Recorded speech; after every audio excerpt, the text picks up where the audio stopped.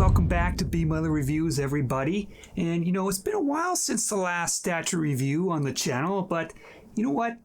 Collecting is in my DNA. So you could say a new statue and a new review was inevitable. So how fitting is it that we've got today the Queen Studios 1/4 scale Endgame Thanos right here. This is the very first Queen Studios review on the channel, so I'm excited. Hopefully you're excited too. Let's not waste any more time. Let's get into the review.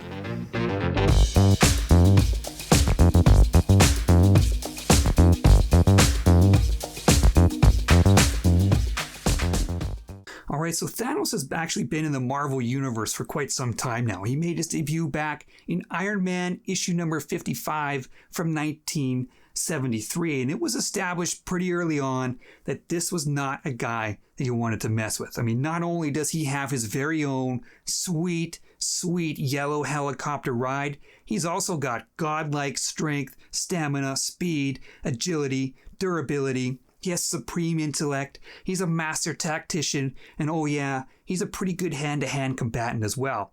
Now in the comics, he also has some cosmic energy-like abilities, and he's dabbled in the dark mystic arts as well, and of course those abilities did not show up in the MCU movies.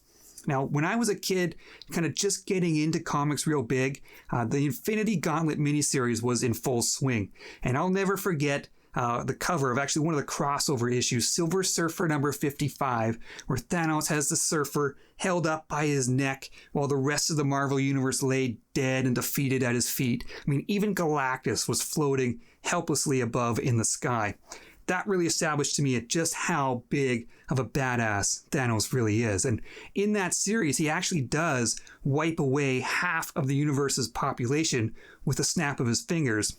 Although that was done at the time as more of an obligation or a tribute to Lady Death. I mean, we all want to impress our ladies, but Thanos really took it to the extreme.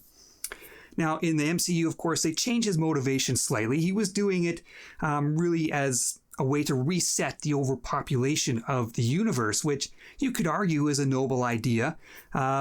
And to me, that was a nice change. It really made him much more of a sympathetic villain.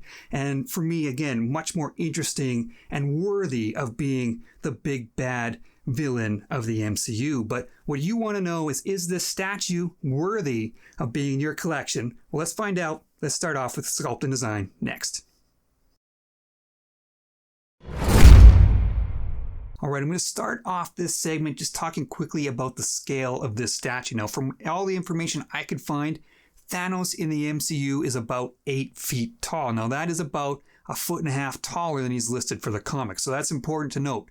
If you could stand Thanos up straight, he'd be in that 24 to 25 inch range in terms of height, so just about right. And of course, he has that big, massive bulk to go along with it. So size-wise, I think this statue is pretty good.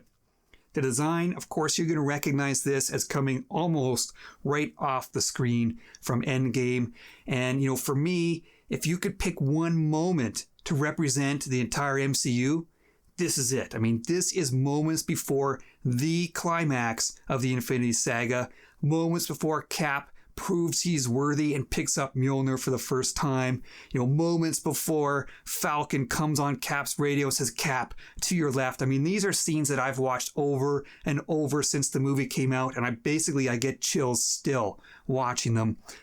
This is the moment for me, and I absolutely fell in love with this design as soon as I saw it, and that hasn't changed. It looks phenomenal.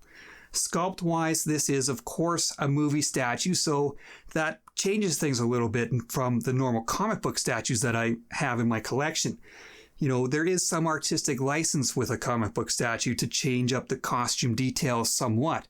With a movie statue, not so much. You want it to be as accurate as possible to that source material.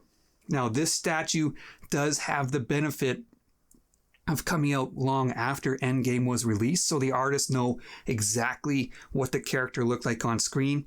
And I've watched that scene about half a dozen times just prior to this review to look for any inconsistencies in the armor, and I'm sure they're there, but I couldn't find them. So as far as I'm concerned, it's pretty much on point, and the likeness to Thanos is also amazing. They did a great job with it. One other important thing I got to point out, on this statue is the posture. He looks very confident, very relaxed, and in control. I mean, there's no doubt in his mind at this point in the movie that he is going to win this battle. He's going to defeat the Avengers, and he's not scared of them in any way. So this statue just projects that supreme confidence perfectly. And of course, it has all the details you want in a 1/4 scale statue of this size. I mean, you've got the destroyed remnants of the Avengers compound below his feet. His armor has a lot of nice texture and battle damage to it. The skin has nice texture as well. And of course, you got the nutsack of a chin right there. So they've done an excellent job with this sculpt. I don't know who to credit for it. Queen Studios does not publish the sculptors on their page. So I wish I could give credit, but whoever did it, if you're out there, you know who you are, and the team that worked on this did an absolutely amazing job. All right, before we move on and talk about paint on this statue, I do want to mention that this is the premium edition of the piece, sort of the exclusive, if you will, and it comes with 2 extra parts. You get, number 1, the helmet up here you see on the end of the sword, and that is a loose piece that you can take and place anywhere on the statue. It does actually fit on the portrait, but it's not really designed for that. It doesn't go quite down all the way, so I don't recommend displaying it that way. This is where he had it in this scene from the movie, so that's where I intend to display mine. Now, more importantly, the statue also comes with an alternate portrait. Now, this one you see here on the statue with a little bit of a wry smile, that is the premium portrait. The regular edition comes with the more serious portrait that you saw earlier. Now, if you're not sure which one you like best, that's okay, because the statue does come with this separate little bust stand, and you can display both portraits with the statue at once. And that is great. More and more companies are sort of starting to get the hint that the alternate portraits are a big part of the piece. So displaying them at the same time is a big deal for collectors. So there you have it. The premium parts for the piece. Let's move on, talk about paint. All right, so when it comes to paint on a movie statue, much like the sculpt, you want it to be accurate to the source. But I'll have to say that for me, it's a little bit difficult to judge with this statue because all the scenes in Endgame are color graded, and there's always lots of ambient light from explosions and outer space and things. So it's hard to judge what the actual colors of the costume should be. But I can say that I have absolutely no problem with the colors they use on this piece. I love the golden armor. It's not too shiny, so you can tell this suit of armor has been through many, many battles. There's all kinds of battle damage around it. You got the brown burn marks, kind of this blackened areas around the edges, just to take some of that shine off the suit. There are some different tones of gold in there, a darker color here on the panels on the front of his chest.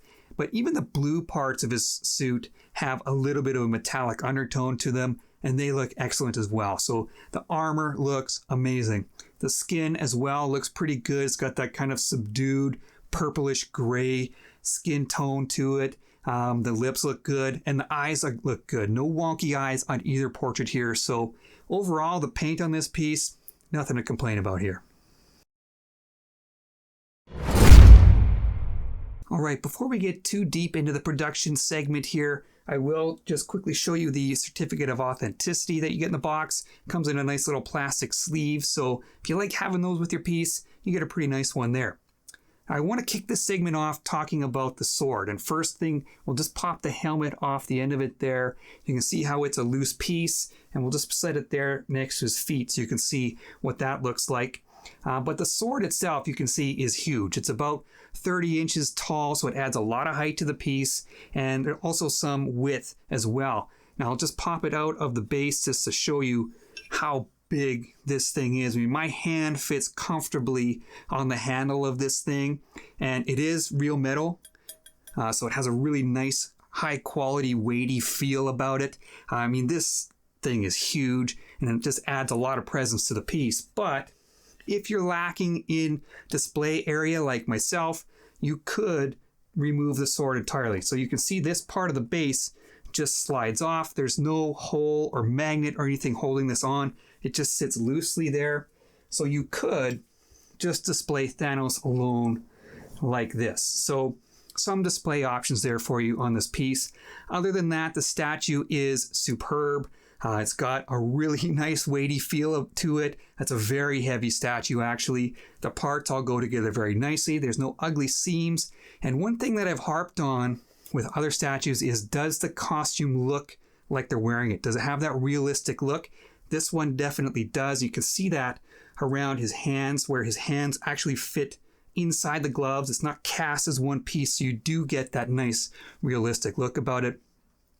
Only two minor nitpicks with this piece. And number one is you don't get a packing photo inside the box that shows you where all the parts go back in the styrofoam. Now, I take my own pictures as I'm unboxing, but I do like to have that come inside the box. And there's no assembly guide in the box either. The statue's fairly basic to put together, but there are a few pieces on the base that you kind of have to search for where they go. So it would have been nice to have that. There is an unboxing video that Queen Studios put out showing you how to put it together, but I prefer to just look at a paper than have to like pull out my phone or go to my computer and pull up a video to see how my statue goes together. So only two minor things missing from what's otherwise an impeccable production from Queen Studios. All right, it is time to wrap up the review of the 1/4 scale Endgame Thanos from Queen Studios Collectibles. Now, I love the MCU and I love movies, but I'm not a big movie statue collector. But as I said earlier in this review, when I first saw the statue revealed, I just had to have it. I absolutely fell in love with this design, and it delivered on all counts. Sculpt and paint have that accuracy element that you need with a movie statue. I think they absolutely nailed it. The quality is top notch, is as good as anything I've ever had come through my door. You got the metal sword. It has tons of presence to it. I just absolutely love all aspects of this piece. And for me, if you're going to have one MCU statue in your collection, you seriously have to consider this, because as I said, this kind of sums up the entire MCU Infinity Saga for me. So excellent statue from Queen Studios. I hope you guys enjoyed this review. Stay tuned to the channel. The reviews are maybe a little bit slower coming these days, but make sure to subscribe so you don't miss any, and we'll talk to you guys soon.